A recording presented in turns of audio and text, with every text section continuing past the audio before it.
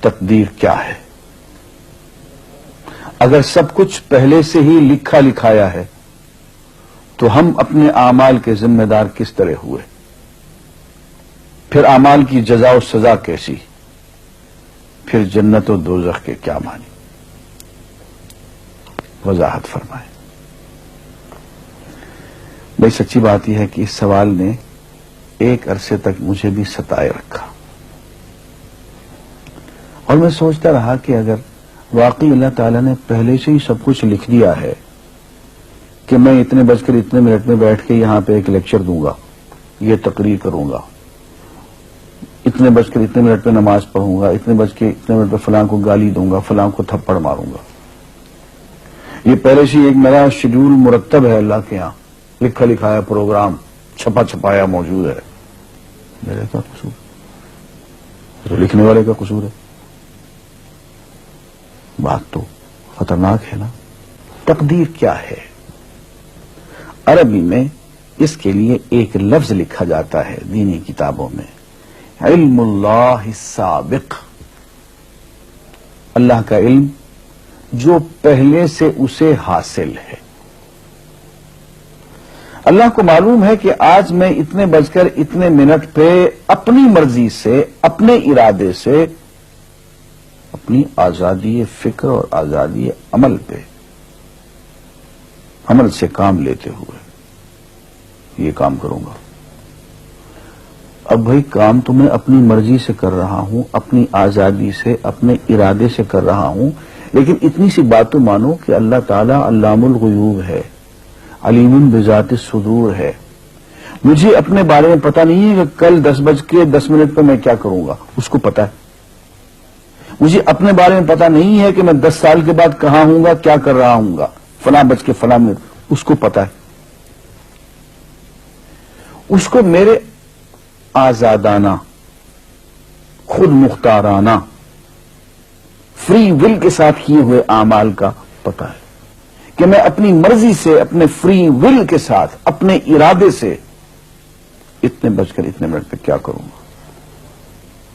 یہ اس نے اپنے ہاں لکھ رکھا ہے، اس لیے کہ اس کو پوری کائنات کا نظام چلانا ہے۔ اس کا علم جو ہے وہ صحیح ہے، لیکن اس کا علم میرے ارادے سے نہیں ٹکراتا ہے۔ یہ بات میں ایک مثال سے سمجھاؤں گا۔ میرے ساتھ ایک واقعہ پیش ہو گیا، اس دن مجھے تقدیر سمجھ میں آ گئی کہ ہوتی کیا ہے۔ 1971 کی بات ہے کہ یہاں اکاؤنٹنٹ جنرل آفس میں ڈپٹی اکاؤنٹنٹ جنرل تھا۔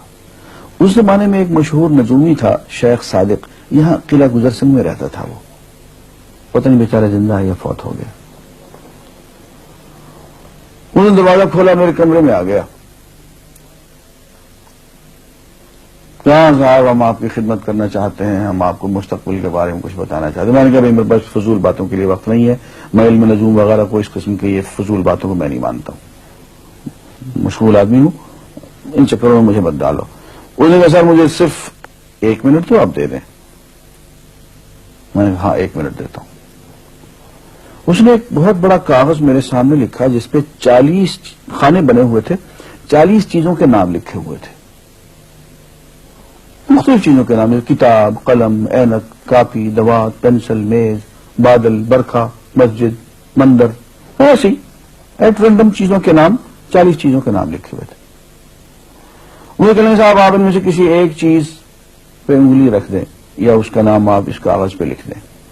اور مجھے یہ کہتے کہتے اس نے ایک پیس آف پیپر میری میز سے اٹھایا اور اس پہ کچھ لکھا اور اس کو یوں الٹا کے رکھ دیا۔ میں نے کہا تم نے یہ کیا کیا؟ کہنے لگے جی میں نے وہ چیز لکھ دی ہے، وہ نام جو ابھی آپ لکھیں گے۔ تو اب میں پریشان ہو گیا۔ تماشا کی بات ہے نا کہ جو چیز میں سوچ سوچ کے اپنے ارادے سے، اپنی مرضی سے ابھی لکھوں گا، اس نے پہلے سے لکھ کے وہاں رکھ چھوڑ دیے میرے سامنے۔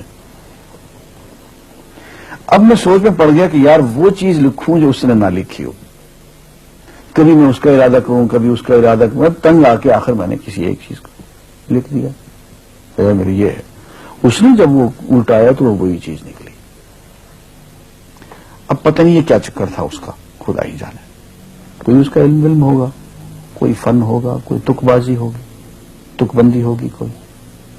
لیکن اس دن مجھے پتا چلا کہ یار اس کو جو کچھ میں نے لکھا ہے اپنے ارادے سے لکھا ہے, اپنی مرضی سے لکھا ہے, اس سے پابند ہو کے نہیں لکھا. کبھی اس پہ انگلی لگاتا تھا, کبھی اس پہ, کبھی اس پہ, آخر چپ کے ایک لکھا میں نے. لیکن اس کمبخت کو پہلے سے پتا تھا کہ میں کیا لکھنے والا ہوں, اور اس نے پہلے سے وہاں لکھ کے رکھا ہوا تھا.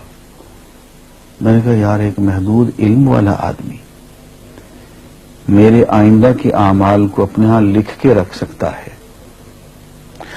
چونکہ وہ عمل میں اپنی مرضی سے کر رہا ہوں, اپنے ارادے سے کر رہا ہوں, کوئی مجبوری نہیں ہے اس میں. لیکن وہ میری مرضی والا عمل, میرے اپنے ارادے سے کیا ہوا عمل, پوری آزادی کے ساتھ کیا ہوا عمل, اس نے پہلے سے اپنے یہاں لکھ کے رکھا ہوا. یار اگر یہ انسان کر سکتا ہے تو رحمان کیوں نہیں کر سکتا؟ اس نے میرے سارے اعمال جو میں آئندہ چل کے کرنے والا ہوں, وہ سارے کے سارے اعمال اس نے اپنے یہاں لکھ کے رکھے ہوئے. اس کو انتظام کرنا ہے, میرے رزق کا انتظام بھی کرنا ہے, آگے میری زندگی, میری موت, میری قبر میں اکوموڈیشن کا پتہ نہیں کہاں کا میرے اس نے انتظامات کرنے ہیں.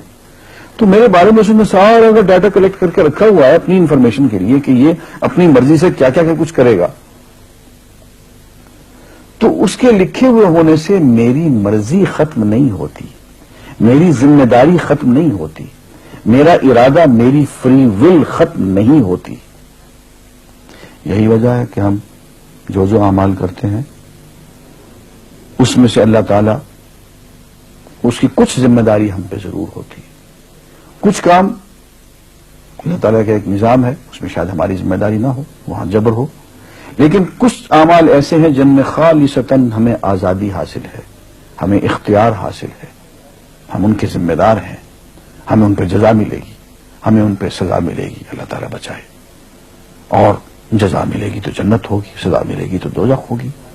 لیکن آزادی عمل اور ارادہ ضرور ہے. یہ الگ بات ہے کہ اللہ تعالیٰ کو پہلے سے ہی معلوم ہے کہ ہم اپنے ارادے سے اور اپنی آزادی اور اپنی مرضی سے ہم آج اور کل اور پرسوں اور سال بھر کے بعد اور 10-20 سال کے بعد ہم کیا کیا کریں گے, اس کے ہاں لکھا ہوا ہے. وَعِندَهُ عِلْمُ الْكِتَابِ, اس کے ہاں وہ سب کچھ لکھا ہوا ہے. لیکن ہم جو کرتے ہیں اپنے ارادے سے کرتے ہیں اور اس کے ذمہ دار ہیں. وآخر دعوانا الحمدللہ رب العالمین.